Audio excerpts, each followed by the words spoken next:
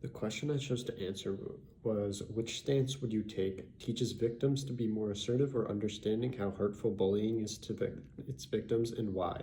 The stance I would take on bullying and its habitual victims is to teach the victims to be more assertive. The reason why I am taking this stance is because if a victim does not learn to stand up for themselves, they will allow people to walk all over them for the rest of their life. As an adult now, I have witnessed bullying towards other people on my track and cross country team, which sometimes the coach contributes to, and is also sometimes a large driving factor of it. I personally have experienced this as well as many other teammates. My situation was my coach talking to other teammates behind my back about how I shouldn't be that tired after a hard workout instead of coming up to me and saying how she felt about my performance.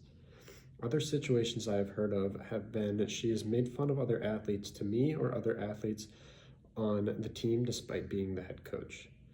The reasoning why this is important to my stance is I, as an individual, went and met with my coach individually and addressed all that she was doing that was bothering me and called her out on her talking bad about other athletes behind their backs to other athletes.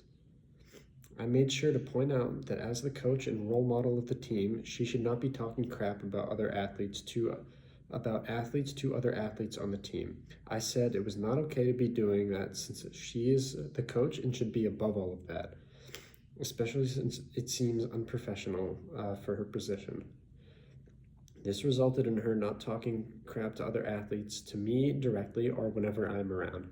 I'm sure she still does it, but by me asserting myself and saying that what I felt was wrong gave me the change I desired. This is similar to anyone who is experiencing bullying. If they desire a change, they need to be able to advocate for themselves to get change. If their first attempt doesn't work, then they still need to try again and again until they see the change that they desire. Because if they don't, then the victim will continue to be unhappy with their situation. Advocating for yourself is also an important life skill, especially in the job world.